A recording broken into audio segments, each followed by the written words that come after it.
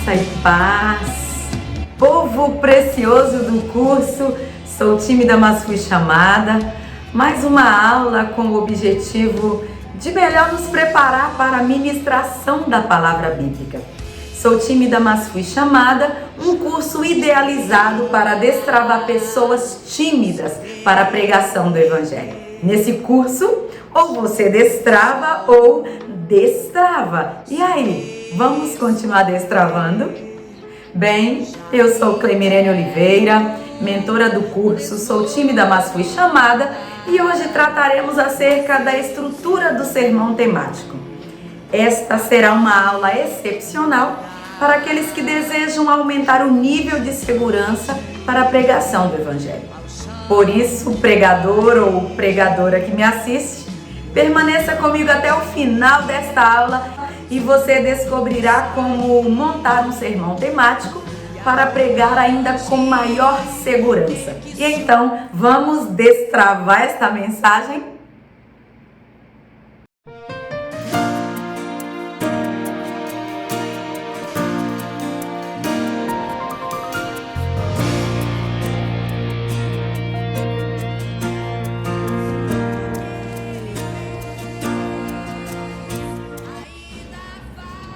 Povo precioso, eu espero que você esteja com o seu livro mais precioso em mãos. Eu quero convidá-la a abrir comigo a sua Bíblia. Evangelho de Jesus narrado pelo evangelista João, capítulo de número 14, do versículo de número 22 ao versículo de número 26. Leiamos a palavra de Jesus que assim nos diz. Disse-lhe Judas, não o Iscariotes: de onde procede, Senhor, que estás para manifestar-te a nós e não ao mundo? Respondeu Jesus: se alguém me ama, guardará a minha palavra, e meu Pai o amará, e viremos para ele e faremos nele morada. Quem não me ama não guarda as minhas palavras, e a palavra que estáis ouvindo não é minha, mas do Pai que me enviou. Isto vos tenho dito, estando ainda convosco. Mas o Consolador, o Espírito Santo, a quem o Pai enviará em meu nome, esse vos ensinará todas as coisas e vos fará lembrar de tudo quanto vos tenho dito. Ao iniciar esta aula, eu preciso considerar com você que muitas vezes a nossa timidez ao pregar está intimamente ligada ao fato de conhecermos ou não a Bíblia. É verdade. Porém, também a nossa timidez pode sim estar relacionada não com a falta de conhecimento bíblico, mas pode também estar relacionada com a dificuldade que possuímos para organizar a mensagem na nossa mente. E assim, pelo fato da mensagem não estar organizada na nossa mente, corremos o risco de desenvolvermos o medo que nos paralisa. Porque se a mensagem não está organizada, de modo que tenhamos segurança de transmiti-la, logo teremos um bloqueio, teremos nervosismo e teremos medo. A quem tenha nos perguntado ao longo do curso como fazer para parar de tremer por nervosismo sempre que convidado a pregar. Então eu quero considerar que muitos fatores podem estar relacionados com esta questão do nervosismo. E algumas razões para o nervosismo, o medo, o pavor de comunicar, nós já tratamos ao longo das aulas de número 1 a aula de número 14. Na aula de número 15, nós tratamos acerca do sermão textual. Nesta aula, nós abordaremos a organização do sermão temático, por entendermos que o nervosismo também pode estar relacionado com esta organização da mensagem, com a organização do nosso esboço, com a organização do nosso sermão. Afinal, se eu tenho um texto bíblico em mente e não tenho isso de modo organizado, como iniciarei, como explanarei e como concluirei a mensagem, certamente eu posso desenvolver um nervosismo e esse nervosismo tomará posse de mim. Esse nervosismo não me permitirá desenvolver o meu objetivo. É verdade que o Espírito Santo é quem inspira, é quem orienta no uso adequado das palavras àqueles que se rendem em sua dependência. Entretanto, se nem o ministrante tem organizado o que ele irá ministrar, dificultará que seus ouvintes também tenham uma compreensão adequada do assunto. O texto que nós lemos nos deixa bem claro que o Espírito Santo nos fará lembrar da palavra que estiver guardada. Guardada onde? Guardada no nosso coração, guardada na nossa mente. Eu preciso fazer, antes de adentrarmos mais profundamente na estrutura do sermão temático, eu preciso fazer uma consideração com você acerca do texto lido no Evangelho de João, capítulo de número 14, quando nós lemos a partir do versículo de número 22.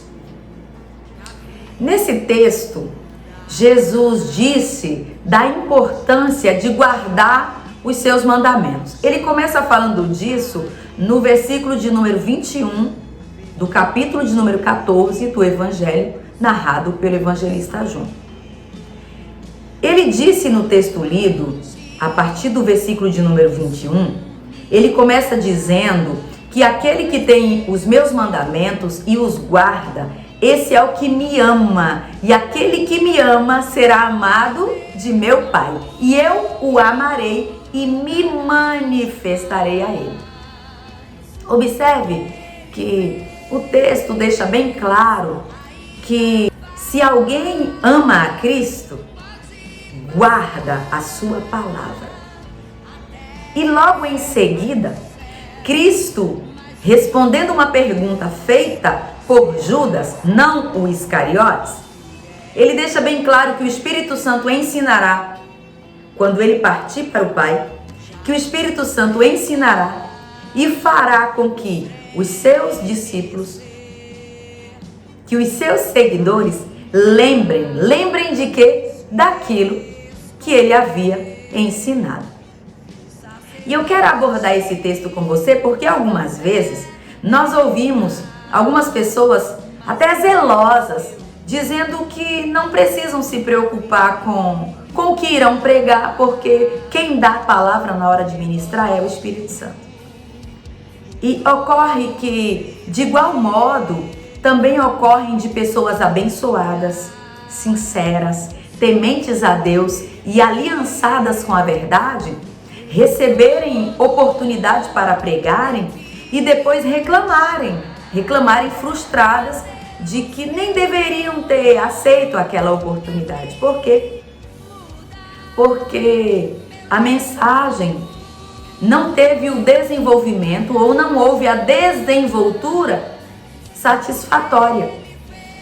Ao longo do curso, nós ouvimos algumas informações de amigas queridas, de participantes do nosso curso, que mesmo cheias da presença do Espírito Santo, foram ministrar e ficaram decepcionadas. Decepcionadas, pois, segundo seus relatos, a pregação não prosperou. E eu pergunto, se é o Espírito Santo que fala na boca do pregador, por que a mensagem não fluiu? Certamente porque não havia assunto para fluir. Ou se havia o assunto para fluir, ele não estava organizado de modo que houvesse segurança para aquele que intentava ministrar a mensagem. E é certo que o Espírito Santo ele age ele age. Mas segundo o texto que nós lemos, ele age fazendo lembrar. No versículo de número 26 do texto lido, Jesus declarou que o Espírito Santo ensinaria, que o Espírito Santo faria lembrar. A pergunta é: ensinará acerca do quê? Fará lembrar o quê? E eu fico feliz porque quando fazemos perguntas, a própria Bíblia responde. O próprio texto responde. Observe que nos versículos anteriores, Jesus começa respondendo a uma pergunta e Jesus responde que se alguém o ama, guardará a sua palavra. E ele e o Pai viriam e fariam nesta pessoa morada. E ele acrescentou que se alguém o amasse ou o amava, guardaria as suas palavras. Quais palavras? As palavras enviadas pelo Pai. Perceba que só após Jesus falar acerca de guardar a palavra, guardar os mandamentos, é que ele diz que o Espírito Santo ensinaria e faria lembrar. Faria lembrar o quê? Aquilo que Jesus havia dito. O quê? A sua palavra. Então, com esta análise, percebe-se que o Espírito Santo orientará, o Espírito Santo ensinará, fará o leitor compreender, ou o leitor da Bíblia compreender, o que conheceu acerca de Cristo.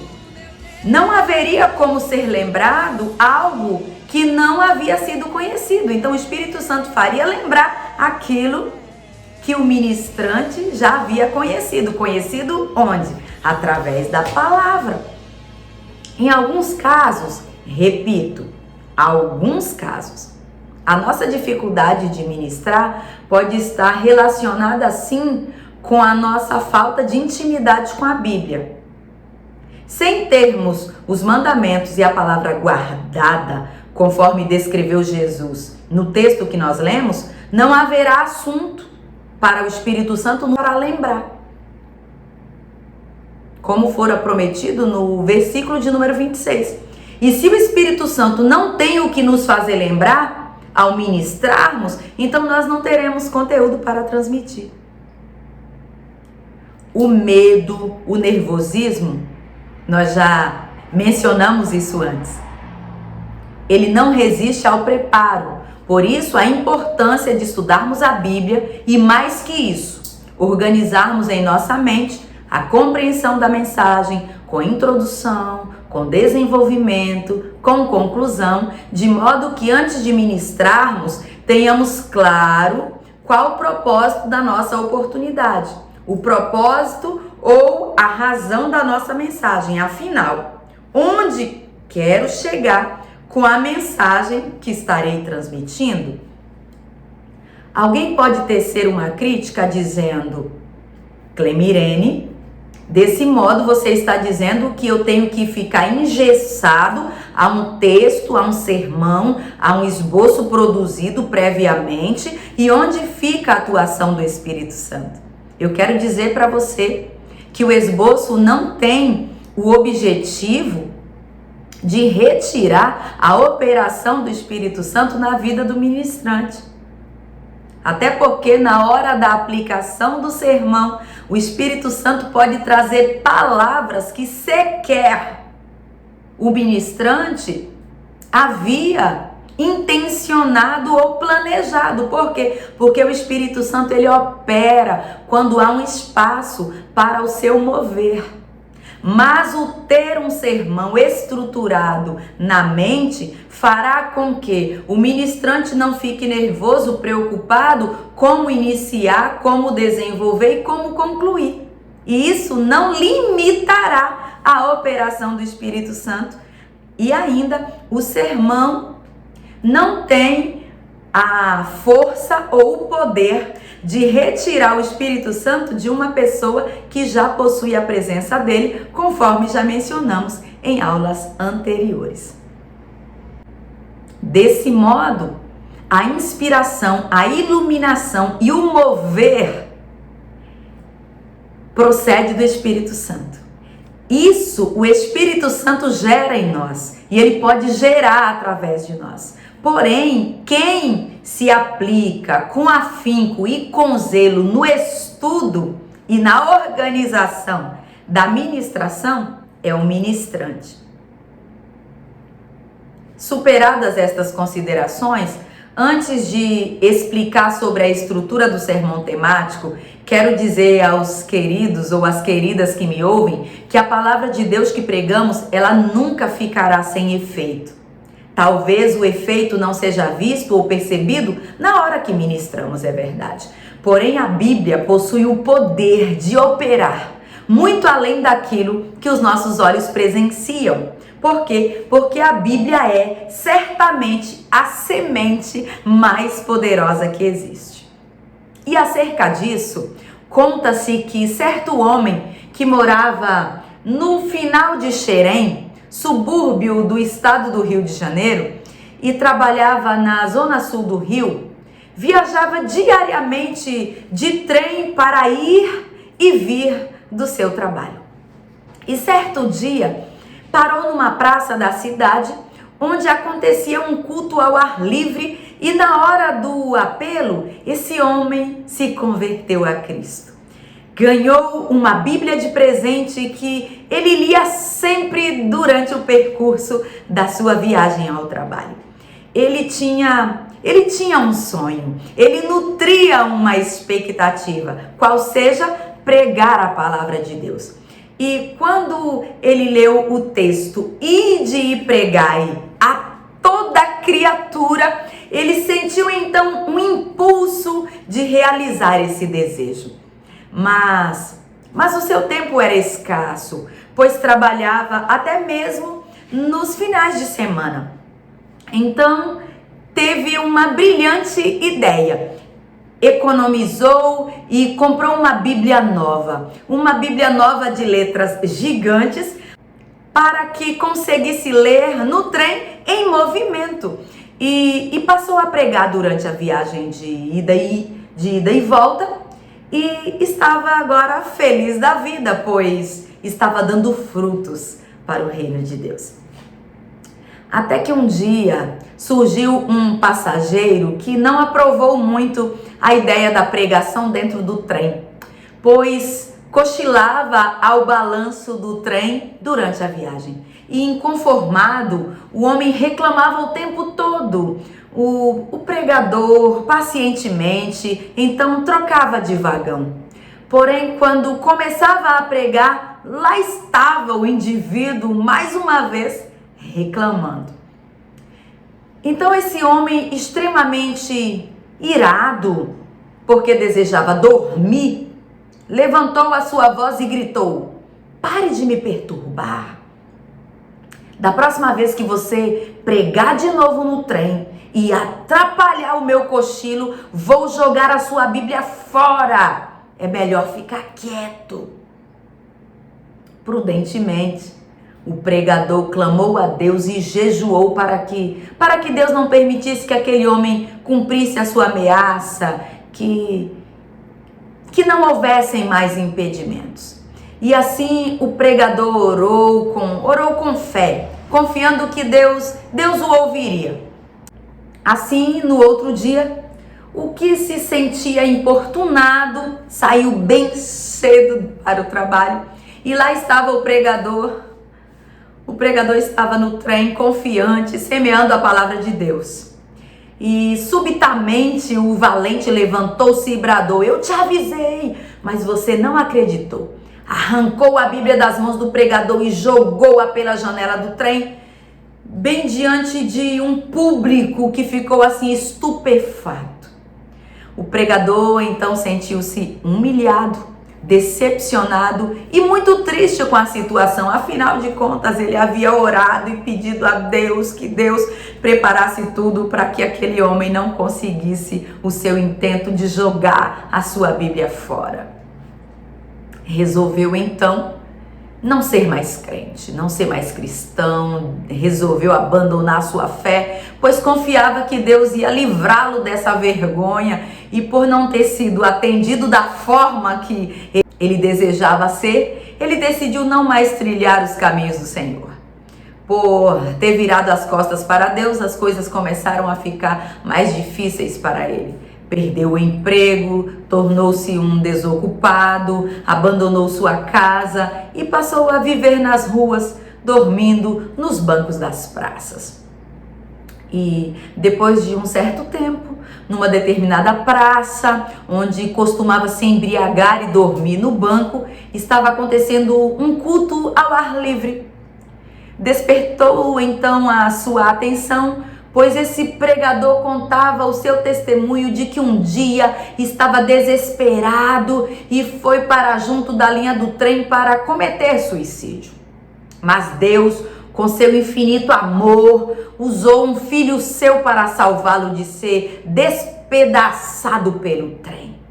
Continuou relatando que quando ia se atirar embaixo do trem, algo muito pesado foi arremessado em sua cabeça e ele caiu junto aos trilhos meio desacordado, sem entender nada do que estaria ocorrendo. Foi quando se deparou que era um grande livro e um vento providencial virava suas páginas, parando exatamente na página onde pôde ler admirado o versículo 28 do capítulo 11 do Evangelho narrado por Mateus, onde diz: "Vinde a mim, todos que estáis cansados e oprimidos, e eu vos aliviarei." E exclamou jubiloso: "Então fiquei com esta Bíblia, hoje sou feliz e a minha vida mudou."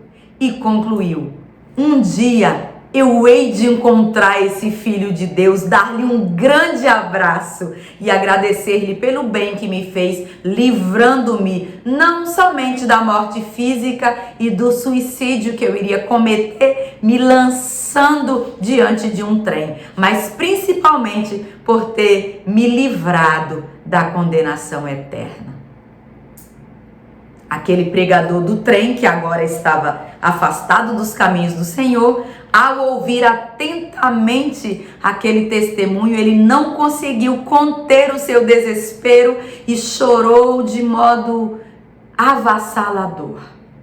Levantou-se então do seu banco e gritou com o rosto banhado em lágrimas: "Perdoe-me, Senhor Jesus, pois eu não compreendi os teus planos. Perdoe-me por ter duvidado do teu poder e do teu amor por todos esses anos." E soluçando muito, dirigiu-se ao pastor que testemunhava, mal conseguindo declarar: "Eu era o dono desta Bíblia." Disse o seu nome e mostrou a todos a sua assinatura registrada, sabe onde? Na primeira página daquela Bíblia que fora arremessada para fora do trem.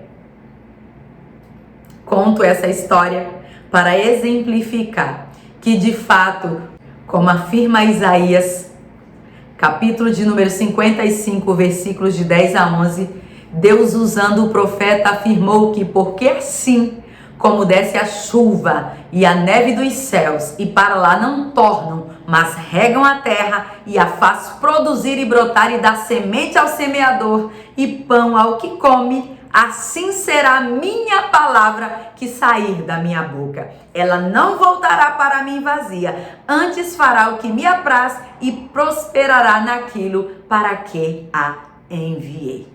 Assim, considerada esta promessa de Deus e avaliando as experiências que temos ouvido ao redor do mundo, bem como essa história que eu acabo de vos contar, é certo que a palavra de Deus ela é poderosa e gera efeito. A palavra lançada, ela produzirá exatamente aquilo que ela propõe. E nesta aula, que trata acerca da estrutura do sermão temático, recordando o poder operante da palavra de Deus e analisando o ocorrido na vida do pregador do trem, que outrora mencionamos, é possível afirmar que Deus sempre usará a vida daquele que foi chamado para um propósito. Até nos acontecimentos mais inusitados da minha e da sua vida. Podem ser usados por Deus para comunicar a salvação e abraçar a alma de alguém. Por isso, não paralise diante das circunstâncias, por mais adversas que estas pareçam ser, porque talvez não saibamos inicialmente, porém, segundo o autor da Epístola aos Romanos, todas as coisas contribuem para o bem daqueles que amam a Deus, daqueles que são chamados conforme o seu propósito.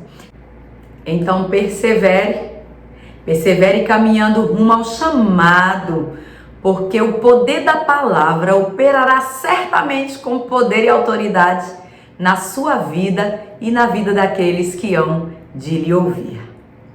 Desse modo, analisaremos então acerca da estrutura do sermão temático que nós poderemos utilizar nas mensagens que o céu nos oportunizar. Ok? Vamos lá então.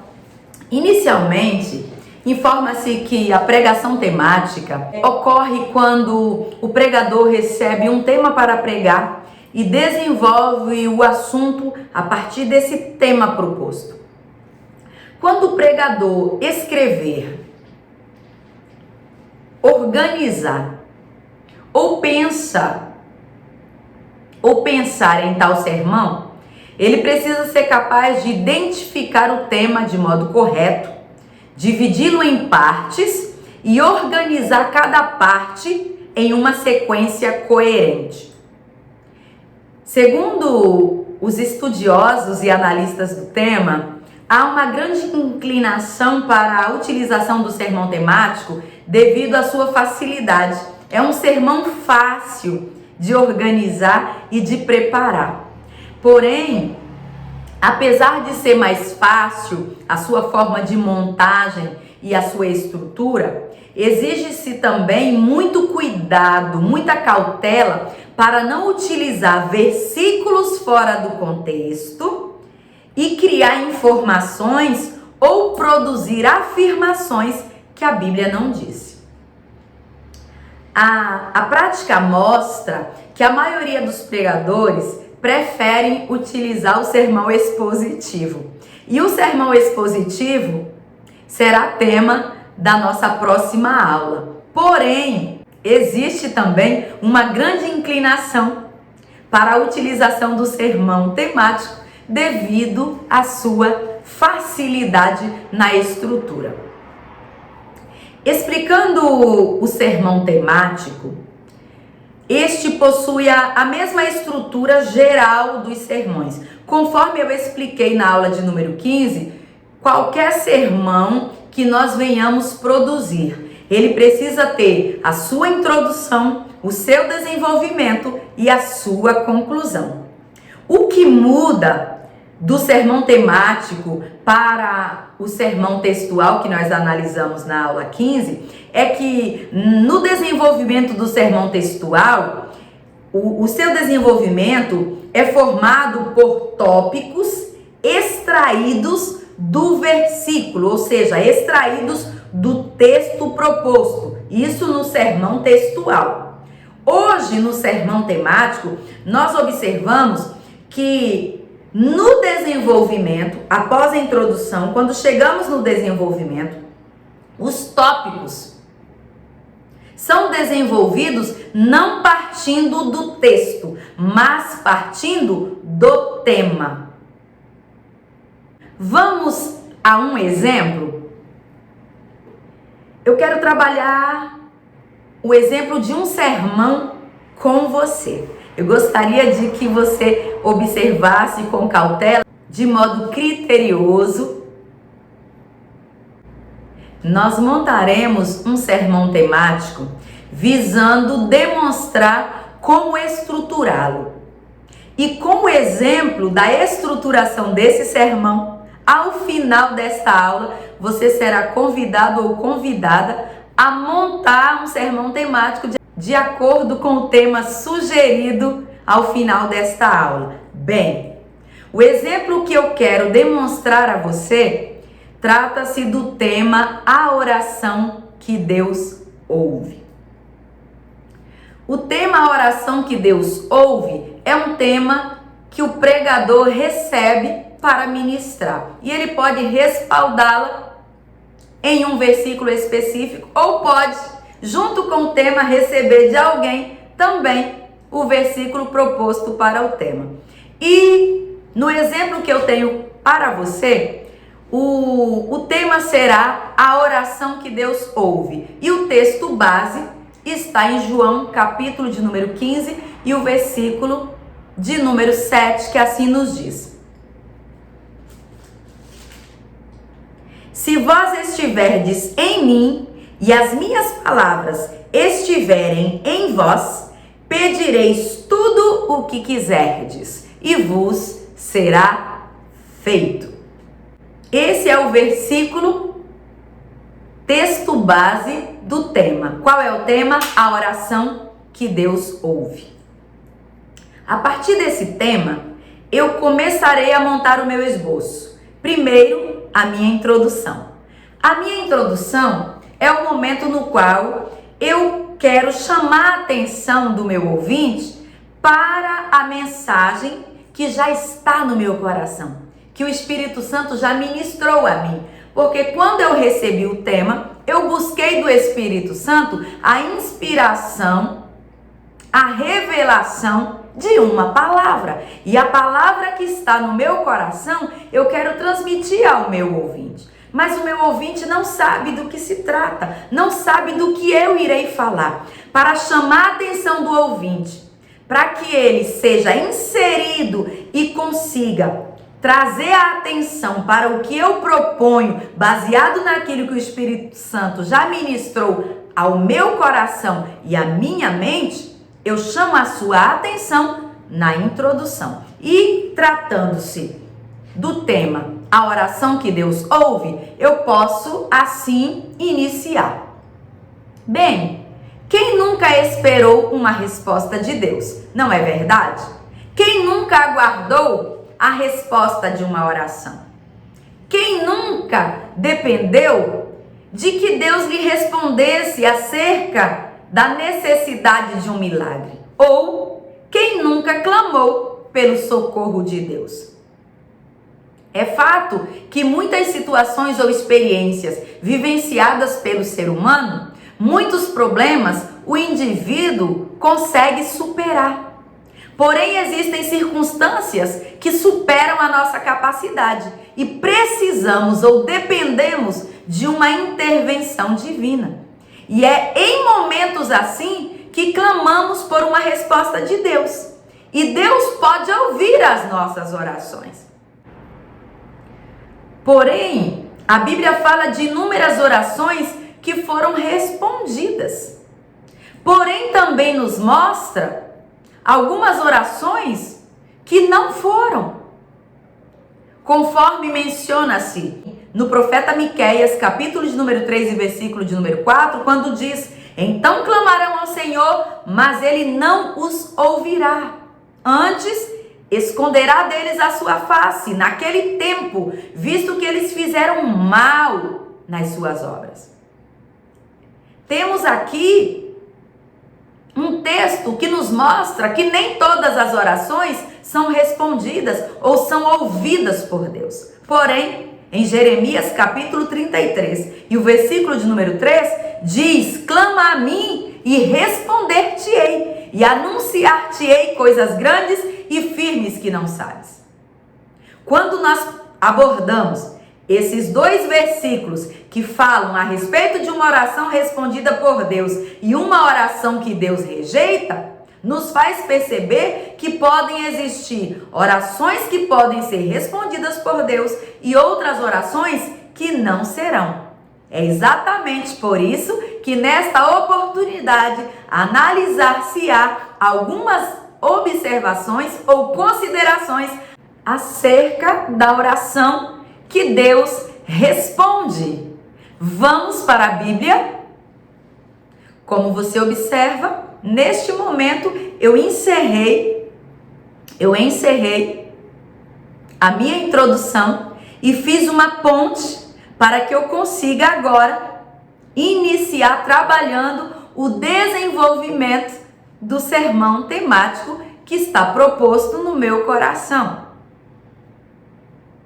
A partir deste momento, começarei a trabalhar o desenvolvimento do sermão temático, que terá os seus tópicos. Os tópicos serão baseados ou fundamentados em quê? No tema proposto. E qual o tema proposto? A oração que Deus ouve. Tópico de número 1. Podemos propor estes ou outros tópicos. Os tópicos que estou sugerindo são apenas sugestões que podem ser utilizados. Inclusive, se você quiser utilizar este sermão, que eu deixarei inclusive ao final desta aula para você, você pode utilizá-lo, porque a palavra é do Senhor e nós podemos tomar posse, podemos nos apossar dela. Você pode utilizá-la. E esses tópicos, eles são apenas sugestivos, mas você pode utilizar outros, de modo que a Bíblia é um rio. A Bíblia é uma fonte inesgotável de respostas e você pode encontrar muitas outras. Porém, vou abordar os tópicos sugeridos nesta oportunidade. O tópico de número 1, eu poderia considerar o seguinte: Deus não ouve repetições vãs. Baseado em quê? Baseados em Mateus capítulo 6 e versículo de número 7, que assim nos diz: e quando orarem, não fiquem sempre repetindo a mesma coisa, como fazem os pagãos. Eles pensam que por muito falarem, serão ouvidos. O texto fala que nós não devemos usar de vãs repetições quando Jesus está abordando a respeito da oração modelo, da oração padrão, de um modelo de oração que Jesus nos sugere. Não é pelo fato de repetirmos de modo demasiado que seremos ouvidos. Quando Jesus orienta que não devemos fazer as vãs repetições, ele nos orienta que o orar, que a oração que Deus ouve, não é a oração mecânica, mas a oração baseada na sinceridade, no entendimento, no desejo de conhecer a vontade de Deus. Quando Jesus fala que não devemos usar de vãs repetições, ele está dizendo que não devemos orar de forma mecânica ou sem compreensão. Por quê? Porque Deus vê o nosso coração. E quando oramos, temos que orar com entendimento, com sinceridade.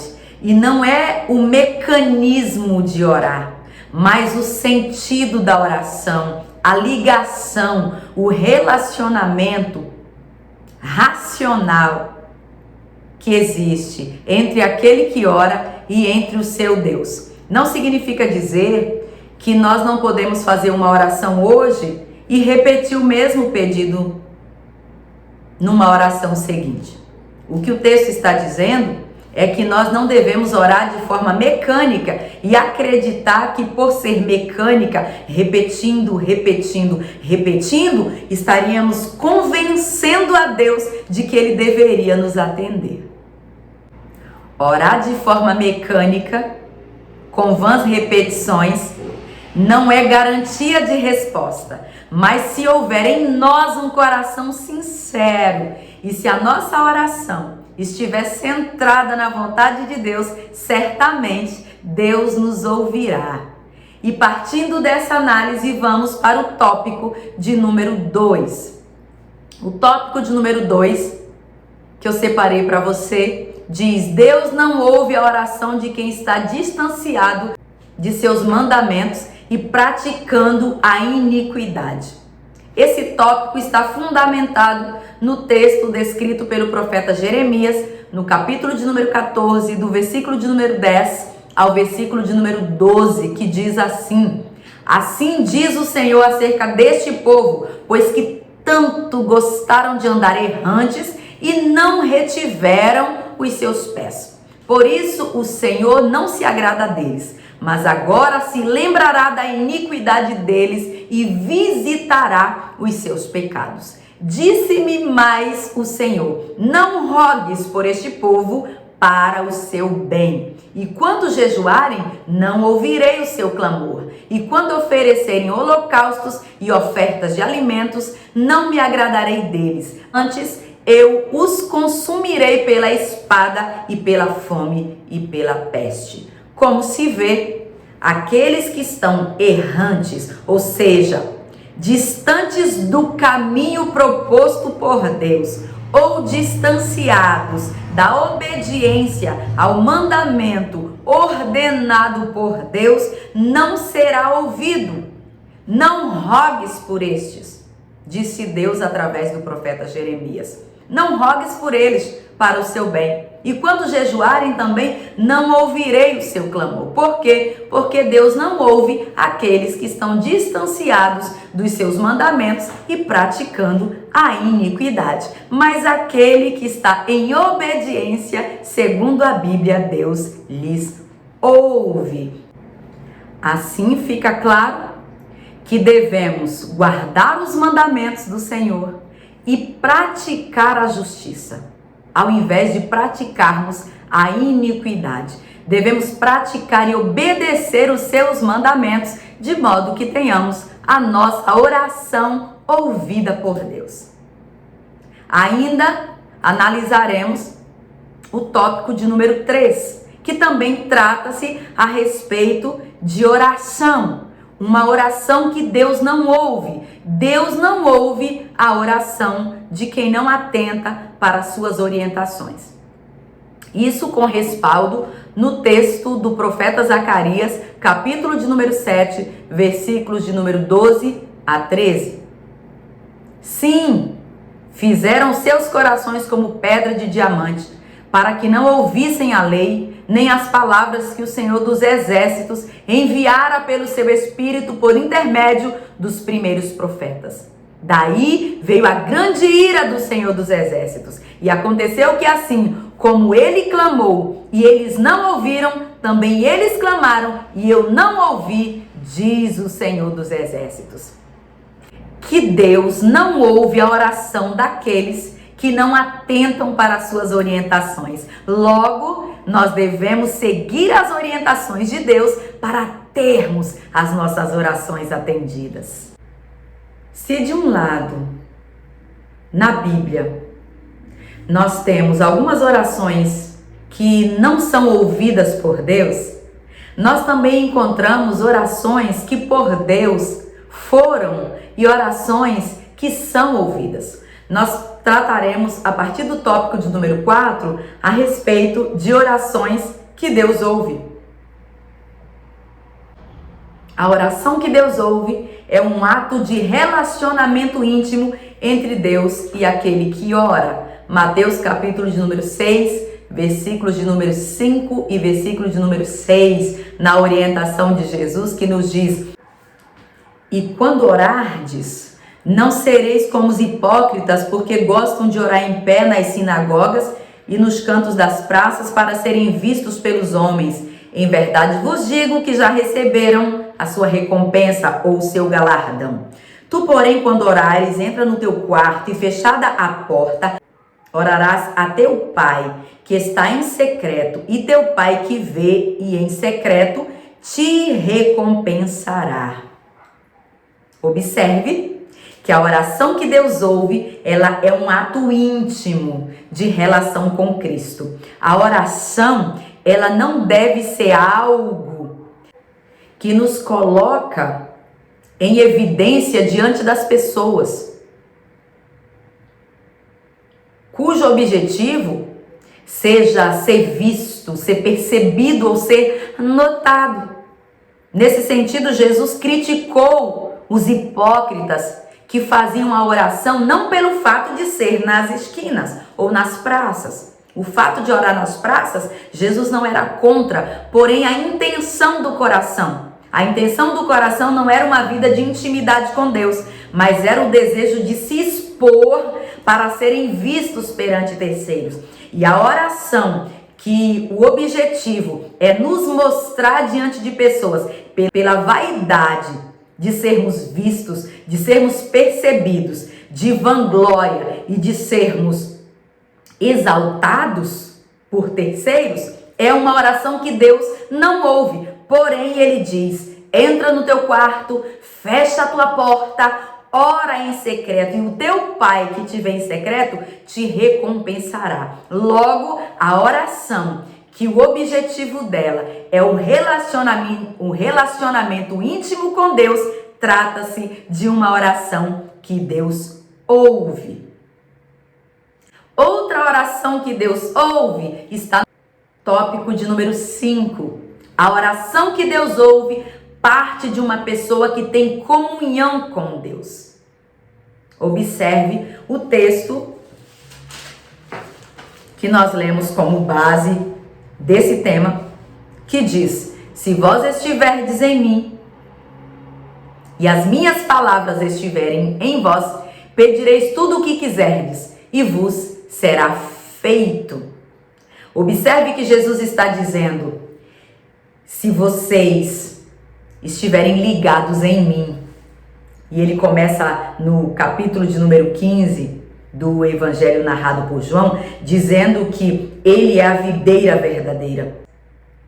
Se houver comunhão entre você que ora e o próprio Deus, e a palavra desse Deus estiver em você, aí sim você pode pedir tudo o que quiser e será feito assim como pedido. A oração que Deus ouve parte de uma pessoa que tem comunhão com Deus. Fundamentados em João capítulo de número 15 e o versículo de número 7, que diz: se vós estiverdes em mim e as minhas palavras estiverem em vós, pedireis tudo o que quiserdes e vos será feito. No Evangelho de João capítulo de número 15, Jesus começa dizendo: eu sou a videira verdadeira, meu Pai é o lavrador. Toda vara em mim que não dá fruto, corta, para que dê mais fruto. Ele diz: quem permanece em mim, esse dá muito fruto. Ele fala de uma ligação, de uma comunhão íntima entre a videira verdadeira, que é ele, e os ramos, que são os seus seguidores, que são os seus herdeiros, os seus co-herdeiros. Ele está dizendo que se esse ramo estiver enxertado nele, estiver ligado a ele, pode pedir. Se a palavra dele estiver nesse ramo, pode pedir. Logo, aquele que Deus ouve, trata-se de alguém que tem intimidade com Deus e tem intimidade com a sua palavra. Então, se você tem intimidade com Deus, está ligado em Cristo, a sua oração será ouvida. Como conclusão, quero chamar sua atenção para a oração que Deus ouve, declarando que a oração que Deus ouve parte de um coração que nivelou sua vontade com a vontade de Deus. E nesse sentido, recorda-se de Ana, genitora do profeta Samuel, nos capítulos 1 e 2 do primeiro livro de Samuel. Observe que o tabernáculo em Siló estava corrompido. Os filhos de Eli, Ofni e Finéias, eles desonravam o sacrifício oferecido a Deus, tratavam as coisas santas como se fossem profanas, e a Bíblia declara que isso desagradou a Deus de modo substancial. E nesse sentido, como o sacerdote Eli, pai de Ofni e Finéias, os repreendeu e eles não atentaram para a repreensão, Deus os desejou matar. Em síntese, se Ofni e Finéias morrem, Deus precisa suscitar um outro sacerdote que os substituam. E em meio a essa história, onde o tabernáculo está desonrado, profanado devido à conduta dos sacerdotes que ali serviam, está uma mulher aflita, angustiada, Ana, uma história que nós já conhecemos, mas que desejava ter um filho. Porém, a sua madre estava cerrada. Ela desejava gerar um filho e ao seu redor ela presenciava outras pessoas gerando. Porém, o seu desejo de ser mãe era frustrado a cada expectativa.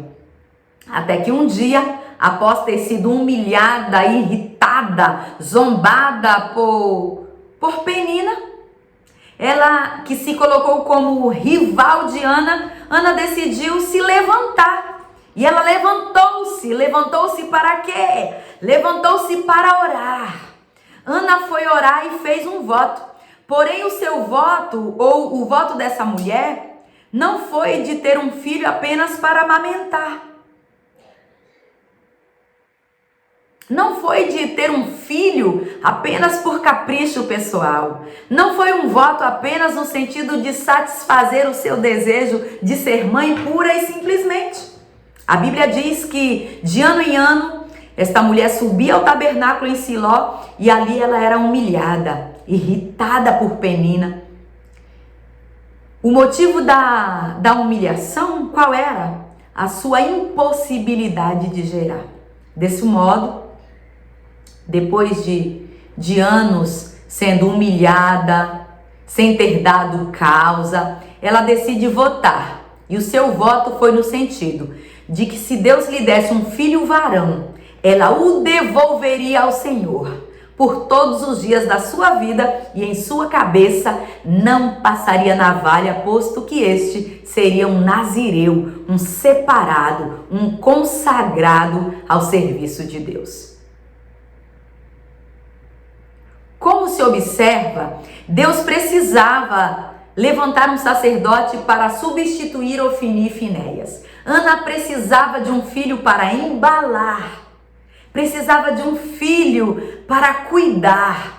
Porém, no momento que Ana fez o voto de que se Deus ouvisse sua oração, aquele filho seria ofertado ao Senhor para servir no templo, a oração de Ana se interligou a uma necessidade de Deus.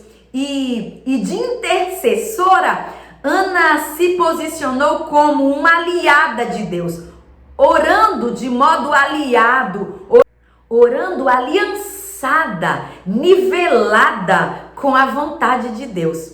Porque o filho que Ana desejava gerar seria o sacerdote que Deus propunha levantar, demonstrando que quando as nossas orações se nivelam com a vontade de Deus, a resposta desce e nós somos abençoados. Deus nos ouve, isso é fato. A Bíblia diz que os ouvidos dele não estão agravados para que não possa ouvir. Porém, o nosso desafio é posicionar-nos pedindo a Deus que nos ensine a desejar o que Deus deseja, apreciar o que Deus aprecia e projetar o que Deus projeta.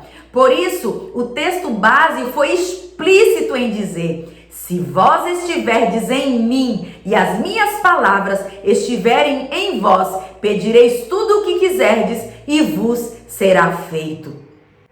Nesse sentido, a oração que Deus ouve é aquela oração que vem de alguém que está ligado, que está em comunhão, que está enxertado nele. E uma vez nele enxertado, acaba por desejar e orar a vontade dele, pedir o que ele também anseia, ora intimamente ligado à vontade de Deus.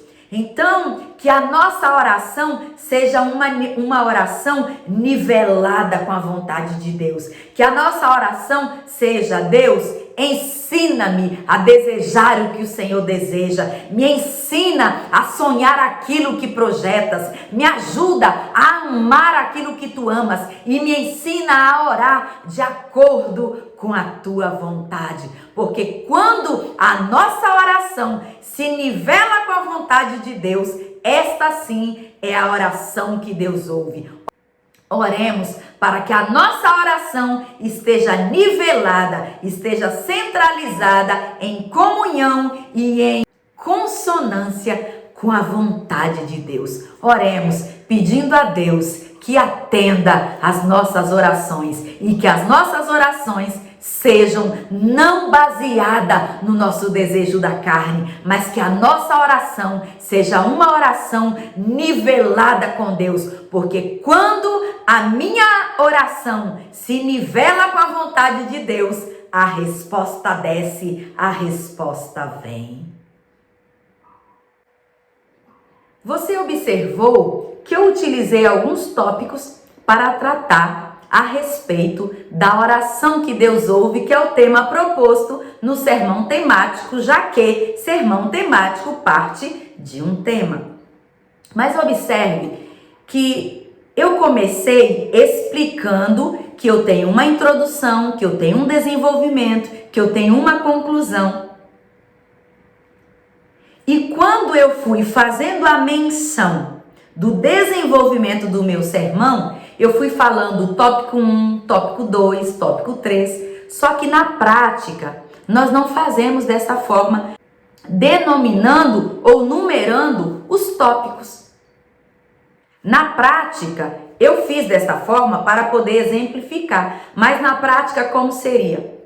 Tratarei a respeito do tema, a oração que Deus ouve, fundamentado no texto lido, que é: se vós estiverdes em mim e as minhas palavras estiverem em vós, pedireis tudo o que quiserdes e vos será feito. Feita a introdução, segundo o exemplo que eu dei no início, passo a tratar a respeito do desenvolvimento do sermão. Como é o desenvolvimento? Deus não ouve repetições vãs. Deus não ouve a oração de quem está distanciado de seus mandamentos e praticando a iniquidade. Deus não ouve a oração de quem está distanciado de seus mandamentos e praticando a iniquidade. Deus não ouve a oração de quem não ouve as suas orientações. A oração que Deus ouve é um ato de relacionamento íntimo entre Deus e aquele que ora. A oração que Deus ouve parte de uma pessoa que tem comunhão com Deus. E concluindo, a oração que Deus ouve parte de um coração que nivelou a sua vontade com a vontade de Deus.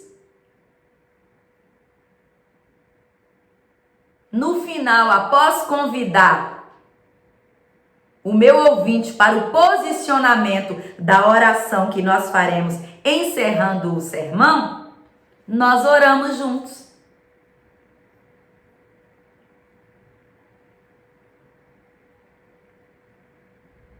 Nós procederemos uma oração nesse sentido. E assim está concluído o meu sermão. Como você pôde observar, o sermão temático baseia-se num tema. Após ter o tema em mente, o mensageiro analisa a introdução e, ao montar o desenvolvimento, cria tópicos que respondam ao tema proposto. Os tópicos, nesse caso, são sempre extraídos do tema, e tais tópicos são fundamentados em outros versículos da Bíblia que também reportam ao assunto. Após os tópicos, elabora-se a conclusão, observando que a conclusão sempre estará relacionada ao tema.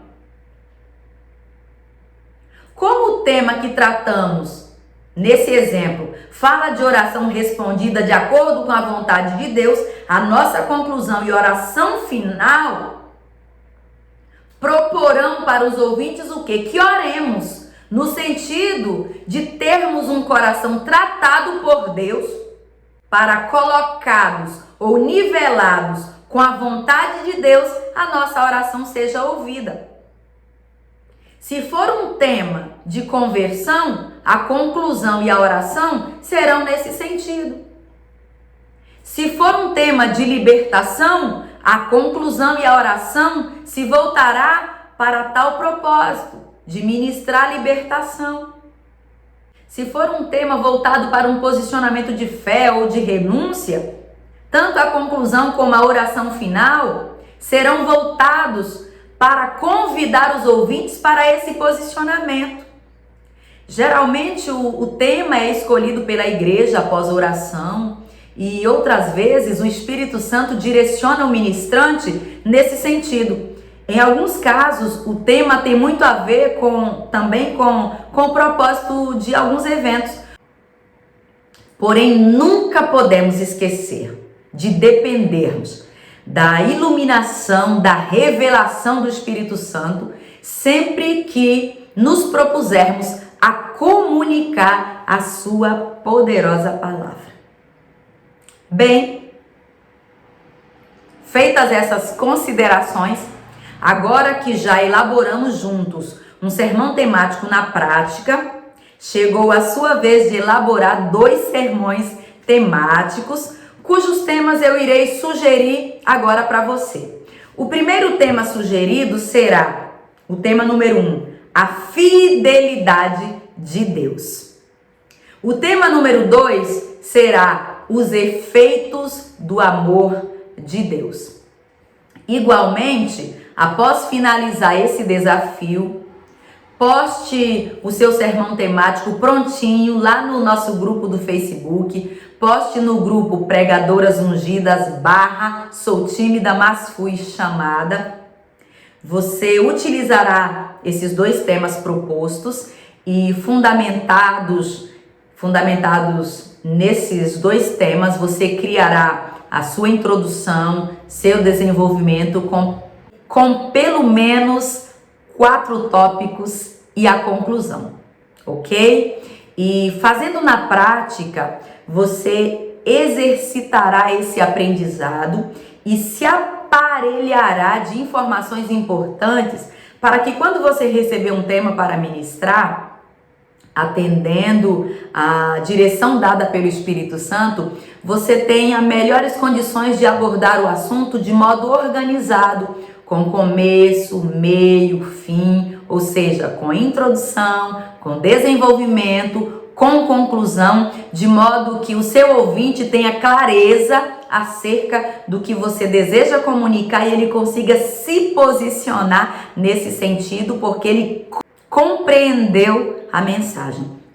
Se o seu medo de pregar até aqui tenha sido por dificuldade para organizar o seu sermão, esta timidez não irá te paralisar mais.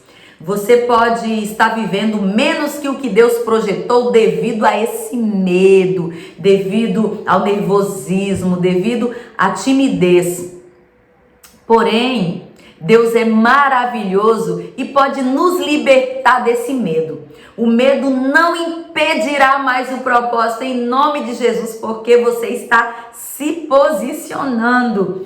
Que você não retroceda, que você persevere, que você confie que Deus não erra quando Ele chama. E você foi chamada, você foi chamado. Lembre-se que quem foi chamado não fica escondido para sempre. É certo que ninguém revela aquilo que Deus esconde, mas também ninguém esconde aquilo que Deus revela. É tempo de parar de se esconder por medo de não conseguir organizar sua mensagem na mente para transmitir. Essas aulas sobre esboço do sermão servem para que você pratique. Mas tenha paciência com você, mas também não negligencie no seu preparo e também não deixe de avançar. Nós nos encontraremos na nossa aula de número 17 para tratarmos acerca agora do sermão expositivo. E conforme o texto que lemos no Evangelho de João, capítulo de número 15, quem ensina e quem faz lembrar é o Espírito Santo. Porém, quem se posiciona para aprender é aquele que se propõe, aquele que se posiciona. E se você caminhou conosco até aqui, é porque você está no propósito, porque o seu objetivo é sério. E você foi chamada. E o chamado é com Deus. Porém, o caminhar no propósito é com você. Exercite esta aula conforme mencionamos e persevere, porque tem almas esperando por você.